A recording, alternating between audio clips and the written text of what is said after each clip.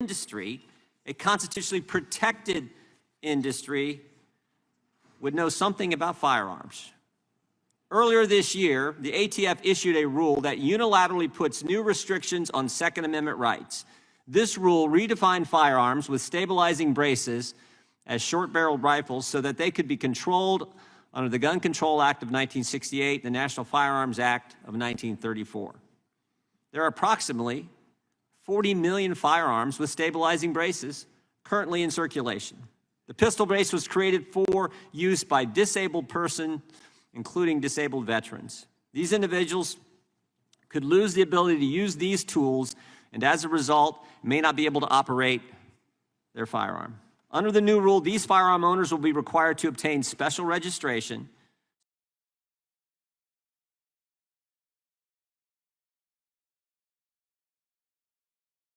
decision made by Congress.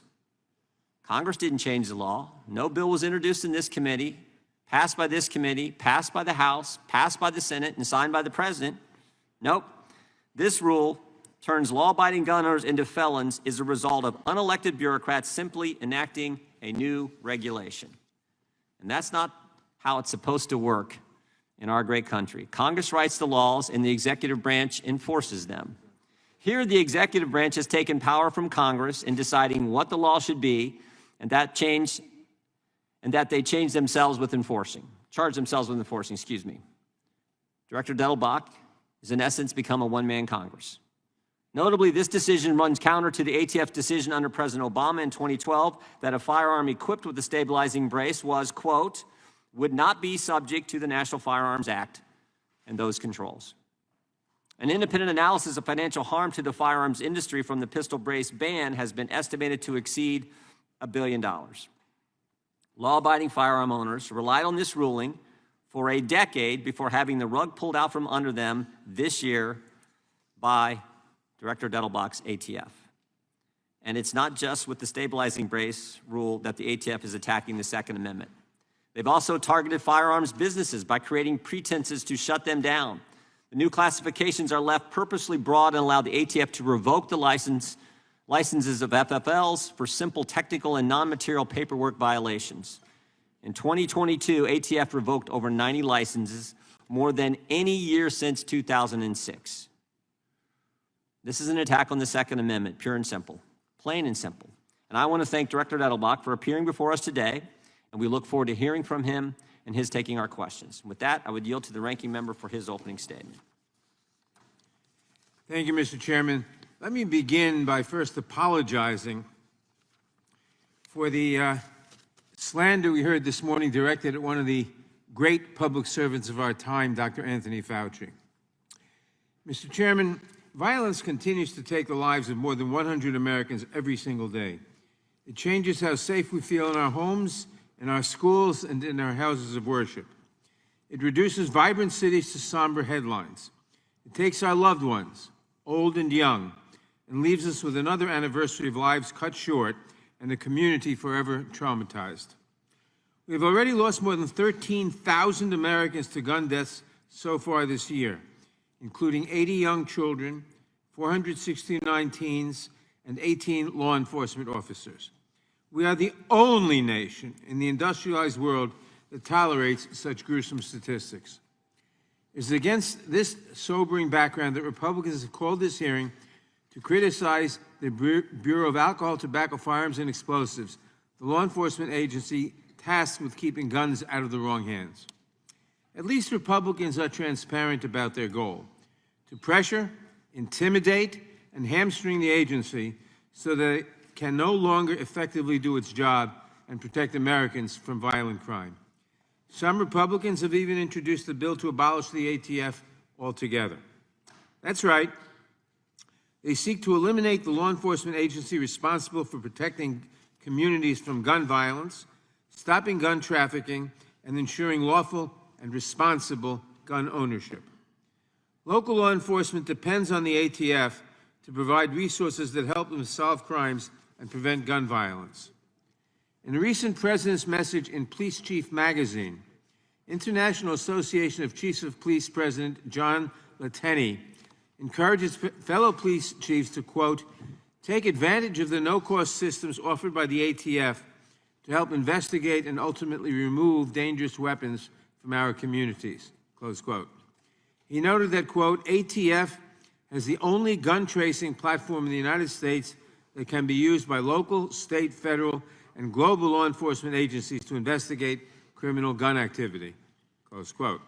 ATF also runs the National Integrated Ballistic Information Network, which provides local, state, tribal, and federal law enforcement at no cost with ballistic imaging, a critical tool that can help solve crime and prevent further gun violence. ATF also carries out its mission by lending its expertise, such as by classifying weapons, advising prosecutors, and promulgating regulations, and by collaborating with various law enforcement agencies.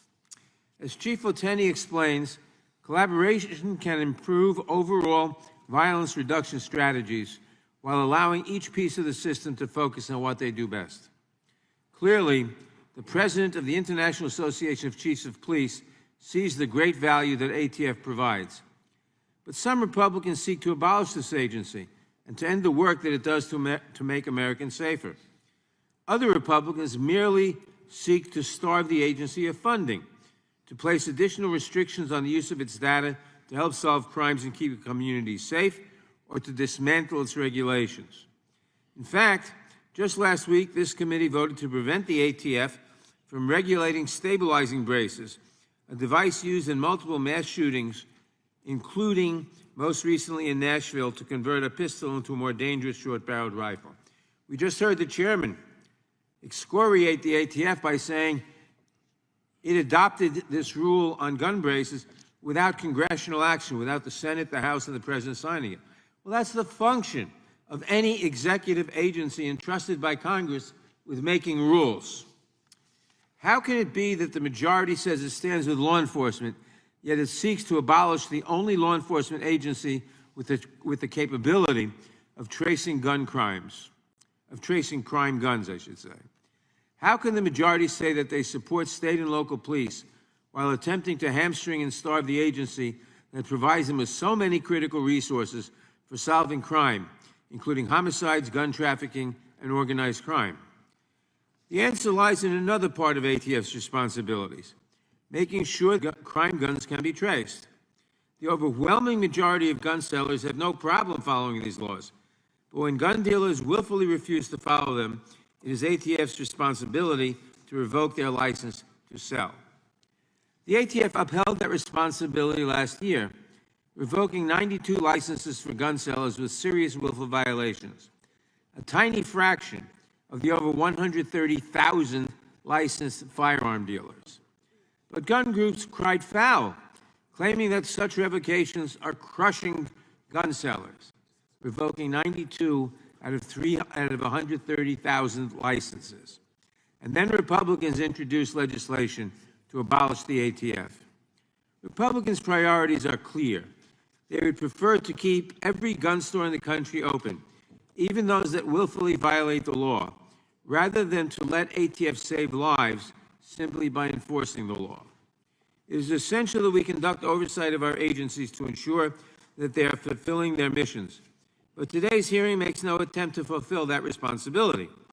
Instead, it shows how radically out of step my Republican colleagues are with the American people, with law enforcement, and even with many responsible gun owners. Democrats have put forth a range of solutions to prevent gun violence, to support law enforcement, and to solve crimes. But our colleagues across the aisle continue to push for unfettered access to assault weapons, concealable rifles, and ghost guns. As Republicans continue to seek freedom from gun regulation, we will continue to seek communities free from gun violence. Thank you, Mr. Chairman. I yield back the balance of my time. Gentleman yields back without objection. All of their opening statements will be included in the record. We will now introduce today's witness, Mr. Dettelbach. The Honorable Stephen Dettelbach was sworn in as Director of the